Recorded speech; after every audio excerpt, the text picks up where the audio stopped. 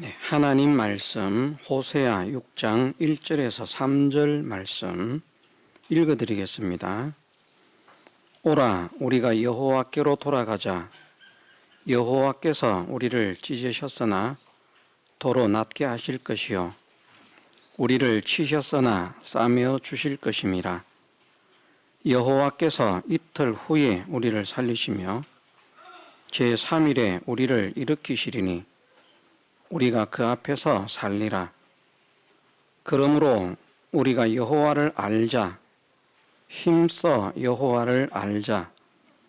그의 나오심은 새벽빛같이 일정하니 비와 같이 땅을 적시는 늦은 비와 같이 우리에게 임하시리라 하리라. 아멘. 6절 하반절 말씀에서 중반절 말씀에서 여호와께서 우리를 찢으셨으나 도로 낫게 하실 것이요 우리를 치셨으나 싸매어 주실 것임이라 말씀을 하셨습니다. 이 말씀은 하나님은 치유의 하나님이 되시고 치료의 하나님이 되시고 위로의 하나님이 되시고 해결의 하나님이 되시는 것을 말씀하십니다. 찢김을 당했다, 침을 받았다라고 하는 표현은 우리가 삶 가운데서 여러 가지 불행한 일들, 또 가슴 아픈 일들, 슬픈 일들, 또 고통스러운 일들, 또 여러 가지 불통한 일들, 또 염려스러운 일들, 그런 일들을 당한 것을 찢김을 당했다, 침을 받았다, 그렇게 말씀을 하시고 있습니다. 물론 우리가 찢김을 당하고 침을 받은 것은 우리가 아무런 잘못이 없는데 찢김을 당하고 침을 받은 것이 아니고 우리의 죄로 인해서, 우리의 악으로 인해서 하나님께서 우리를 죄악에서 돌이키시기 위해서 징계하신 것을 나타냅니다. 하나님께서 사랑하시는 자를 곁길로 가도록 버려두지 않으시기 때문에 우리도 자녀를 사랑한다면 자녀가 잘못된 길로 갈 때 그것을 두고 보고 있겠습니까? 아무리 말을 해도 또 성장한 자녀는 자기 고집대로 그 길로 가면 어쩔 수는 없다고 하겠지만 그래도 부모로서는 최선을 다해서 그 잘못된 걸음에서 또 잘못된 길에서 잘못된 삶에서 돌아서게 하려고 애를 쓸 것입니다. 도둑질을 하는 자녀가 있다면 얘야 도둑질을 하지 마라. 사기를 치는 자녀가 있다면 얘야 사기를 치지 마라. 조직 폭력배가 되는 그런 자녀가 있다고 하면 얘야 그런 폭력꾼이 되지 말아라. 도박에 빠지는 자녀가 있다면 또는 마약에 빠지는 자녀가 있다면 그런 도박과 마약을 하지 마라. 그렇게 부모는 쉼없이 권면을 할 것입니다. 듣고 듣지 않고는 자녀에게 달려 있지만 부모로서는 잘못된 걸음을 걸어가는 그 자녀를 바른 길로 돌이키게 하기 위해서 애를 쓸 것이고 또 할 수만 있다면 징계도 할 것입니다. 요즘은 자녀를 잘못 징계하면 감옥에 가는 수도 있어서 참 자녀를 훈육하는 것도 어려운 시대가 됐습니다. 참 이런 것들은 문제가 있는 그런 법이라 생각을 합니다. 학교에서도 잘못된 학생들을 교사들이 훈육할 수 없고 가정에서도 잘못된 자녀들을 부모들이 마음대로 훈육할 수 없는 그런 나라가 우리나라입니다. 아마 세계에서 유일한 나라일 것입니다. 제가 생각하기로는.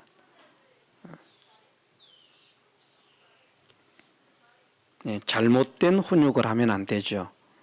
자기 감정풀이를 하고 바깥에서 상한 마음, 바깥에서 찢긴 마음, 바깥에서 받은 그런 모든 그런 어떤 감정들, 이런 것들을 가정에 돌아와서 아내에게 풀고 자녀에게 푸는 그런 화풀이로, 잘못된 인격으로 또 잘못된 방법으로 자녀를 훈육하는 것은 잘못된 것이지만, 옳은 훈육이라고 하면 그것을 어느 정도 수용해야,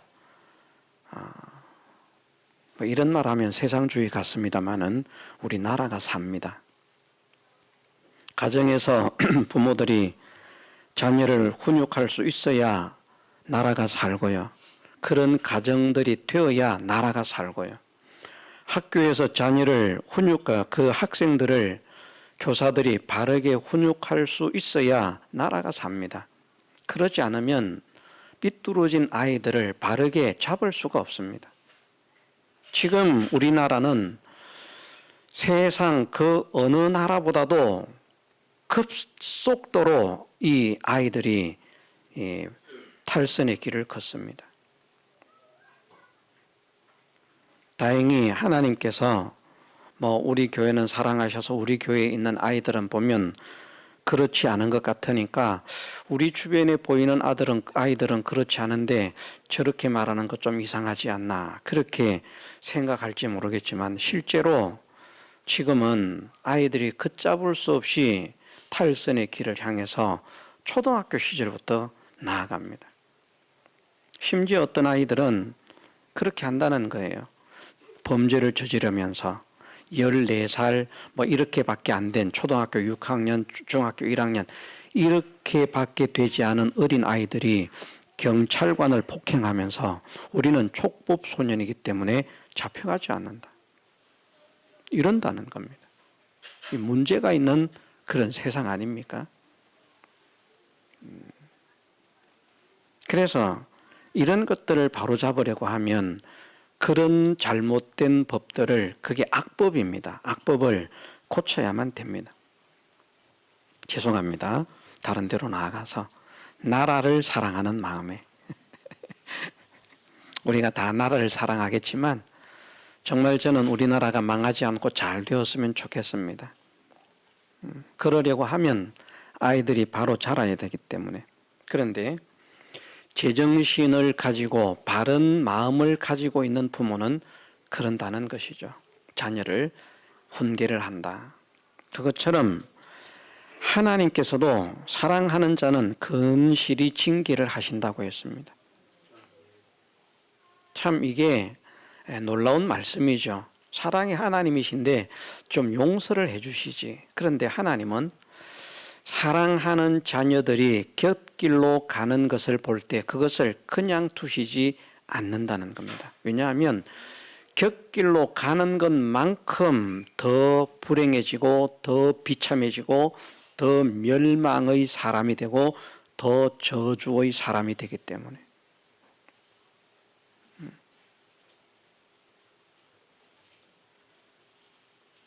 그것을 모르시는 분 같으면 모르지만 그것을 아시는 분이기 때문에 하나님의 자녀들이 곁길로 감으로 인해서 영원한 그런 멸망과 고통을 당하는 자가 되기를 원치 않으시기 때문에 거기에서 돌이키기 위해서 징계를 허락하시는데, 징계가 때로는 질병이 될 수도 있고요, 경제적인 파탄이 될 수도 있고, 가정의 문제가 될 수도 있고, 여러 가지 사람들이 정말 절망적이다, 정말 고통스럽다, 정말 힘들다, 정말 불행하다, 정말 슬프다 라고 하는 것을 뼈저리게 느낄 수밖에 없을 만큼 심각한 징계까지도 임하게 된다는 것입니다. 그런데 사랑하는 자들에게 징계로 주신 것이라고 하면 그것이 아무리 심각한 상태에 빠진 것이라도 그것을 회복시키시는 하나님이십니다. 징계라면 그렇습니다. 저주와 징계는 다릅니다. 우리도 자녀들이 잘못되었을 때 그 야단을 치면 그 잘못된 것을 깨닫고 뉘우치고 정말 잘못했습니다 하고 뉘우치는데도 계속 징계를 하겠습니까? 그렇지 않잖아요. 그래, 미안하구나. 엄마도 아빠도 너를 이렇게 혼내고 싶지 않았는데 네가 그래서 이럴 수밖에 없었는데 지금이라도 잘못을 뉘우치고 바르게 하겠다고 하니까 정말 고맙구나 하면서 그것도 야단을 친 것만큼 자녀가 아프게 한 것만큼 더 좋은 것을 먹여서 위로를 하든지 무엇을 해서든지 그 자녀를 위로하고 다독거리려고 또 애를 쓰는 것이 그것이 부모입니다. 이것이 없는 부모라고 하면 사실은 자녀를 잘못 양육하는 것이죠. 잘못된 것을 보고 야단은 칠 줄 아는데 뉘우치는 것을 보고 위로하고 다독거릴 줄 모른다면 잘못된 부모라는 것입니다. 자녀를 바르게 양육하지 못하는 그런 면에서 잘못됐다는 말입니다. 삐뚤어졌다는 그런 의미는 아닙니다. 제가 언어상 표현이 좀 부족함이 많기 때문에 이해를 하고 들으시면 되겠습니다. 어쨌든 여호와께서 우리를 찢으셨으나 도로 낫게 하실 것이요 우리를 치셨으나 싸매 주실 것이라 하는 이 말씀은 아무리 절망적인 상태에 놓였더라도 하나님께 돌아가면 그 절망이 희망으로 소망으로 바뀌어지게 하신다. 아무리 고통스러운 그런 상태에 빠졌다고 할지라도 여호와께 돌아가면 그 고통이 변하여 평안과 기쁨으로 바뀌어지게 하신다. 슬픔에 빠졌든지 아픔에 빠졌든지 질병으로 인해서 고통을 당하고 있든지 하나님께 돌아가기만 하면 하나님께서 그 모든 문제를 해결하시고 그 모든 질병을 치료하시고 그 모든 상처를 어루만져 위로하시는 하나님이시라. 이것을 말씀하십니다. 우리가 믿는 하나님이 이런 하나님이신 줄 믿으십시다. 근본적으로 하나님은 사랑의 하나님이기 때문에요. 징계도 사랑 때문에 한 것이고요. 그 사랑 때문에 징계한 것이기 때문에 하나님께 돌아가는 사람이 되기만 하면 그 모든 징계를 다 거두시고요. 징계하신 것 때문에 마음이 아파서 그냥 말로만 아팠지 하시는 분이 아니라 놀라운 은혜를 허락하신다. 여기에 어떻게 말씀하시는가 하면 2절 말씀에는 여호와께서 이틀 후에 우리를 살리시며 제3일에 우리를 일으키시리니 우리가 그 앞에서 살리라. 이렇게 되게 하신다는 겁니다. 이틀 후에 우리를 살리신다. 멀지 않은 것을 말합니다. 이틀 3일 그러니까 딱 이틀 딱 3일 그것을 말씀하시는 것이 아니라 멀지 않은 시간에 신속히 빠르게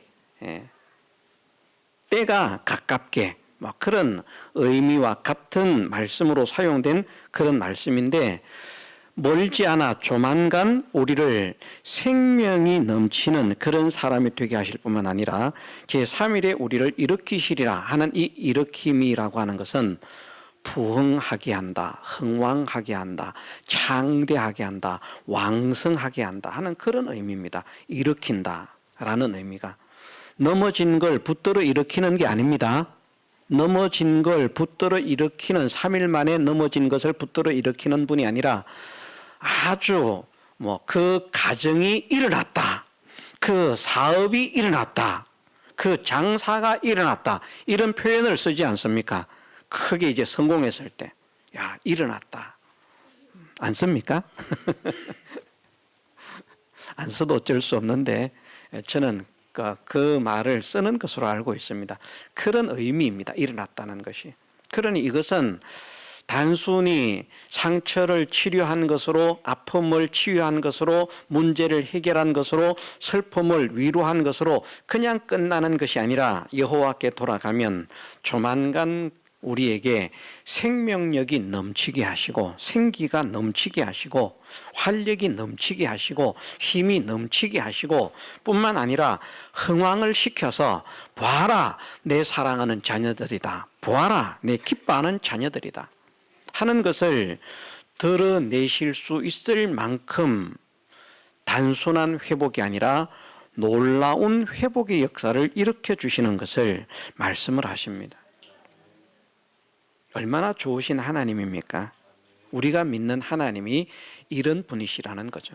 그래서 우리가 이런 하나님께서 우리의 하나님이 되어주시고 이런 하나님이 우리의 아버지가 되어주신 것을 감사하고요, 이런 하나님께서 우리를 자녀 삼으신 것을 감사하면서 하나님께서 우리를 자녀로 삼으셨을 때에는 나를 책임져 주시기 위해서 자녀로 삼으신 것입니다.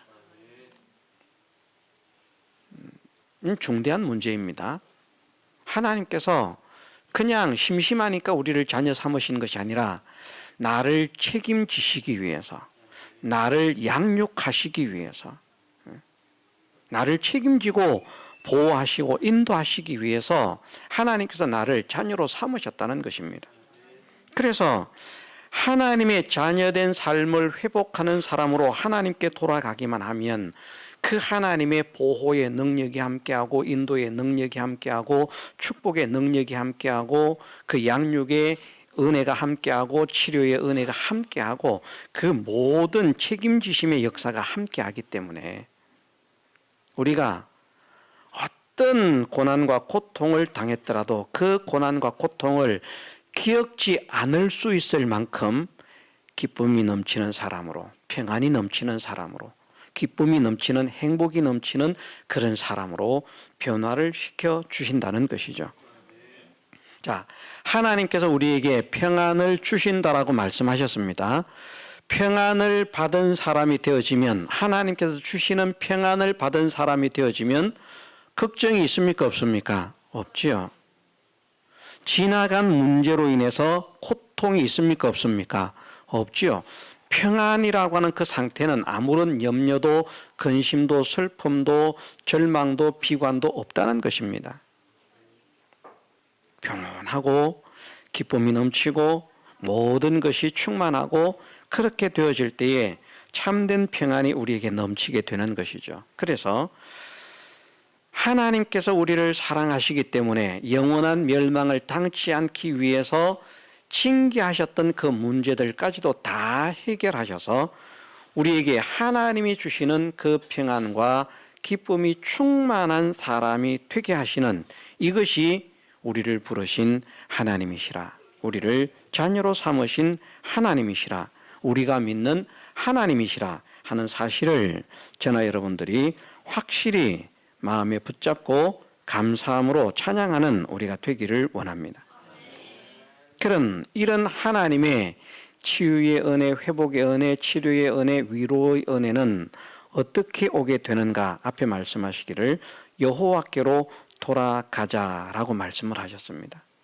여호와께 돌아가면 된다는 것입니다. 인생의 모든 불행과 인생의 모든 슬픔은 하나님을 떠남으로 인해서 생겨진 것임을 우리가 믿으십시다.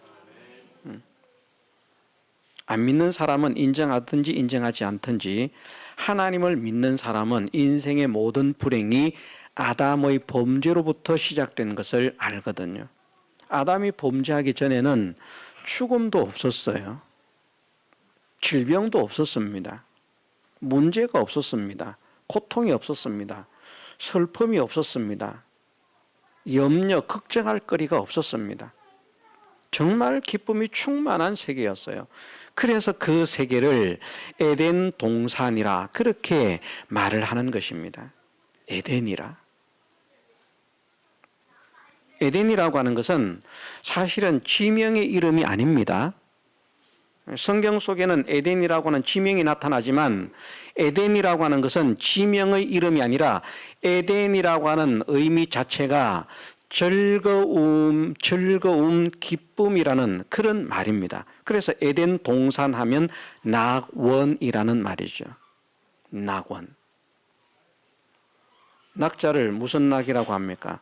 한자어로 쓸 때 기쁠락 즐거울락 떨어질 낙이 아닙니다. 기쁨이 있는 동산, 낙원, 동산 원자, 낙원.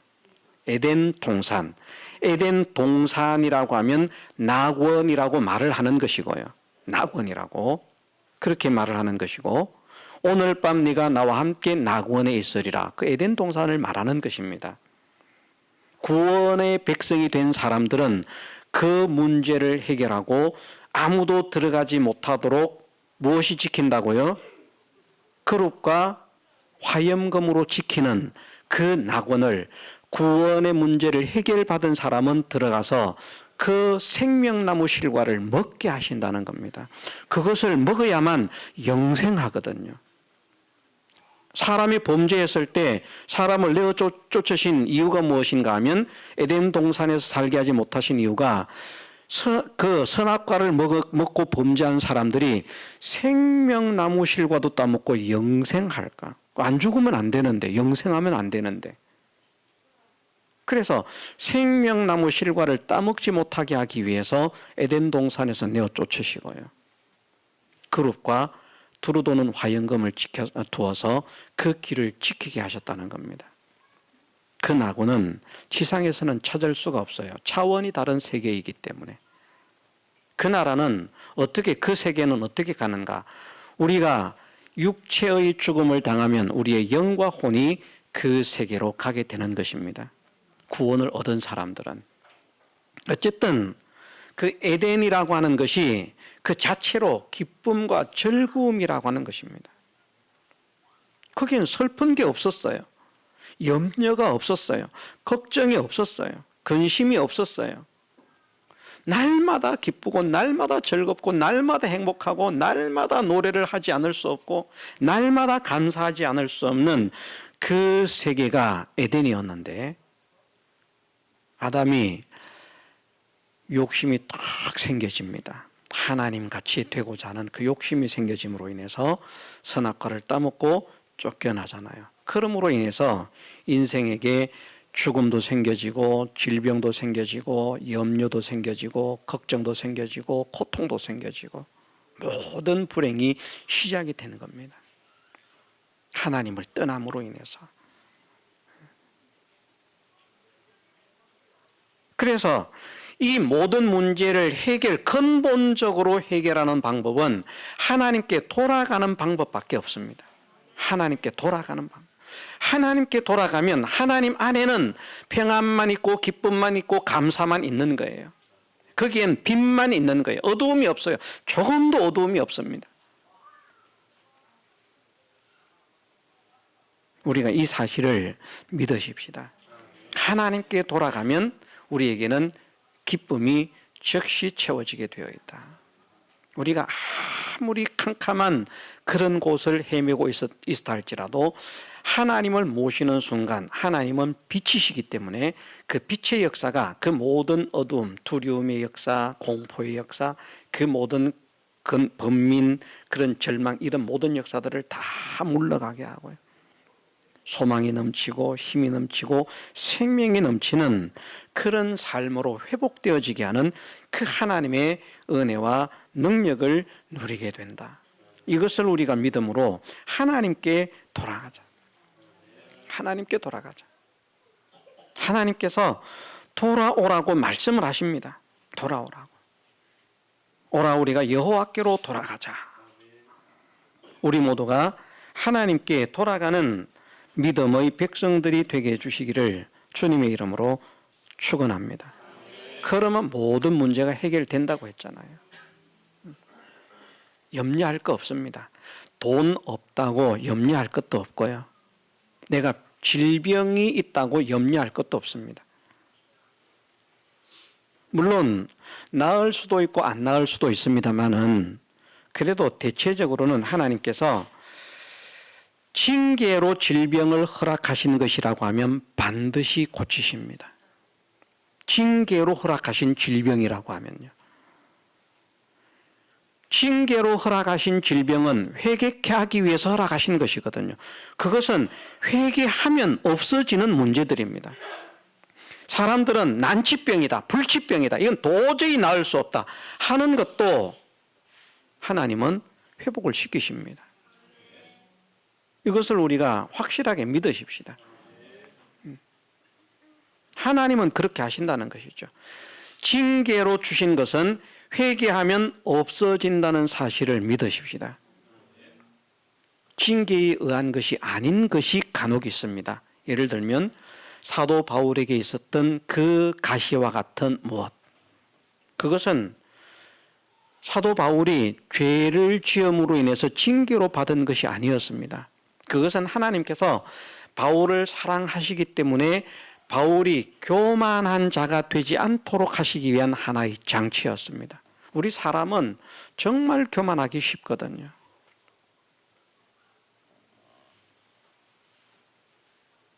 저도 그것을 정말 절실하게 느끼던 때가 있었습니다. 옛날 제가 이 투학에 왔을 때가 있습니다. 지금으로부터 34년 전이죠.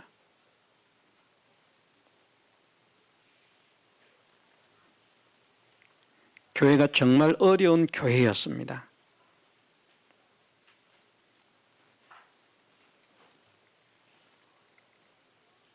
그때 1년 재정을 보니까 1년에 300만 원이 되지 않더라고요. 그 전에 사람은 얼마나 있었는지 모르겠지만 제가 왔을 때 사람들은 몇 명 남아있지 않았습니다. 제가 꼽아보니까 11명인가 12분인가 돼요. 제적으로. 첫 주에 출석한 사람 빼고요. 출석 안 한 사람도 있으니까 전체 11명의 성도가 남아 있었습니다. 단독 목회로 첫 목회자였기 때문에 정말 그때 물불을 가리지 않고 열심히 충성을 했던 것 같아요. 어쨌든 하나님께서 은혜를 주셨습니다. 그때의 모습을 기억하시는 분이 지금 요 앞에 앉아있는 두 분입니다. 우리 처음에 왔을 때 은희 집사님은 없었고 이제 나중에 명절에 내려왔다가 설교를 듣고 은혜를 받고 이제 서울에서 오르락내리락 하다가 안 되겠다 내려와서 정착하면서 은혜를 받아야 되겠다 하면서 이제 오게 됐고 처음부터 있었던 분은 한 분밖에 없어요. 지금 이 자리에서는요. 한 분. 김영화 집사님 한 분밖에 없어요. 정말 힘든 그런 상황이었습니다. 그런데 하나님이 은혜를 주셨어요. 막 사람들이 부흥이 됩니다. 사람들이 자꾸 들어오는 거예요. 부흥이 돼요. 사람들이 많아졌습니다. 제일 많이 예배를 드렸을 때가 그때가 명절 때문에 우리 은희 집사님도 내려오고 했을 때인데 제가 하도 많이 차서 자리가 차서 사람을 세어봤어요. 딱 68명이더라고요. 명절로 내려온 사람을 빼고 제가 여기에 와가지고 이제 기도를 하러 어디에 저 뭐 가마골인가 가마실인가 저 골짜기가 있는데 돌아다니면서 기도 처소를 찾다가 그쪽으로 가니까 조그마한 개울이 하나 내려오고 그 이제 개울에 앉아서 기도를 했습니다. 기도를 하고 기도를 마치니까 이런 말 참 이상한 말입니다만은 기도를 마치고 기분이 좀 이상해서 이렇게 보니까 개구리들이 다 저를 쳐다보고 있는 거예요. 개구리들이. 온 지 얼마 안 됐을 때입니다. 그래서 저를 쳐다보고 있는 개구리 한 마리도 빠짐없이 다 저를 쳐다보고 있어요. 개구리를 세봤어요. 그랬더니 딱 42마리예요. 그래서 제 생각이 올해 우리 교회 성도들 만 42명이 되게 해주실라나 그 해에 출석 교인이 42명이 됐어요. 예배를 드리는 사람이 작년반이. 놀라운 일이잖아요. 겨우 10명 참석하던 그런 교회가 42명이 정상적으로 참석하는 그런 교회로 성장을 하고요. 주일학교 학생들이 성장을 하고 중고등부 학생들이 성장을 해서 그때 제가 기억하기로 중고등부 학생들이 40여 명 정도 되었습니다. 재미가 있었죠. 제가 하나님 은혜입니다 하지만 교육자회를 가거든요. 그러면 목회자들이 말을 합니다. 아이고 요즘 투학교회가 그렇게 잘 되고 재미있다면서요. 그러면 진짜 마음속부터 겸손해야 되는데 겉으로는 겸손한데 마음속에는 교만이 있더라고요.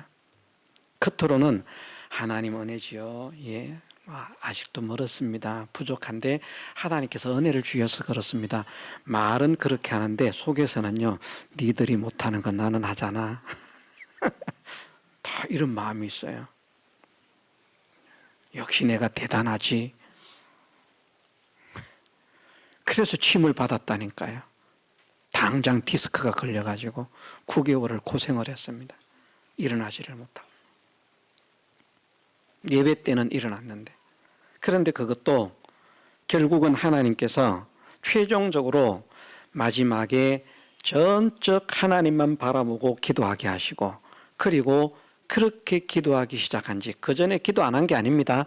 그런데 하나님께 맡기고 기도하는 게 아니라 세상 방편 다 찾는 거예요. 병원, 약, 치료 방법 이런 거 다 찾으면서 하나님 은혜 주세요. 그렇게 했는데 마지막 일주일, 그 일주일은 이제는 병도, 약도, 어떤 방법도, 어떤 것도 바라보지 않겠습니다. 하나님께서 낫게 하시면 낫고, 그렇지 않으면 그냥 그대로 그냥 그렇게 되겠습니다. 하나님께 맡기겠습니다. 전적 하나님께 맡기고 기도했더니 월요일부터 시작했는데 주일날 새벽에 딱 일어났어요. 그게 92년도인가 93년도인가 그렇습니다. 지금까지 멀쩡하잖아요. 무거운 것도 들고. 만일 수술해서 나왔다면 지금 재발해가지고 또 삐끗삐끗하고 있을 거예요. 하나님께서는 그렇게 역사를 하시더라고요. 그래서 저는 이 찢으셨으나 도로 낫게 하실 것이 우리를 찢었으나 싸매어 주실 것이라는 이 사실이 믿어집니다. 왜냐하면 제가 침을 받았었거든요. 교만으로 인해서. 범죄는 아니었습니다. 도둑질하거나 사기치거나 이런 것은 없었어요. 그런데 하나님께서는 제 마음속에 있는 그 마음의 교만조차도 겉으로는 겸손한데 마음속에 품고 있는 그 교만도 기뻐하지 않으셔서 그것을 회개케 하시기 위해서 그렇게 치시더라고요. 얼마나 고통을 겪었는지 모릅니다. 사람들에게 잘 표현은 하지 않지만 이런 하나님을 우리가 믿으십시다. 하나님은 살아서 역사하십니다. 다만 사도 바울처럼 특별한 경우에는 교만하기 때문에 친 것이 아닙니다. 사도 바울은 교만하지 않았어요. 겸손했어요. 그런데 교만하지 못하도록 가시를 주시는 것이에요. 그거를 생명이 끊어지기까지 간직하고 갔지만 대다수는 징계로 받은 모든 문제들, 모든 질병들, 모든 고통들, 모든 슬픔들, 모든 환경들은 다 하나님의 은혜와 하나님의 능력으로 치유가 되어지고 치료가 되어지고 변화가 되어지는 줄 믿고 우리가 여호와께로 돌아가는 믿음의 사람이 되십시다. 간단하게 하나만 더 하면 제목적으로만 합니다. 하나님께 돌아가려고 하면 어떻게 해야 되는가? 3절 말씀에서 그러므로 우리가 여호와를 알자. 힘써 여호와를 알자. 하나님께 돌아가는 사람, 하나님을 의지하는 사람, 정말 하나님을 소망하는 사람, 정말 하나님을 사랑하는 사람, 정말 하나님께 순종하는 사람, 그 사람이 하나님께 돌아간 사람이거든요. 이제는 나는 하나님 외에 정말 바라보는 게 없어요. 하나님만 따르고 하나님만 바라보고 하나님만 의지할래요 하면서 문제가 생겨도 하나님 찾고 하나님께 기도하고 하나님께 맡기고 하나님께 순종하고, 이것이 이제 하나님께 돌아간 사람인데, 그런 하나님께 돌아간 사람이 되려고 하면 여호와를 알라고 말씀하십니다. 그래서 이것을 우리가 기도하십시다. 하나님을 알게 해 주옵소서. 하나님을 깨닫게 해 주옵소서.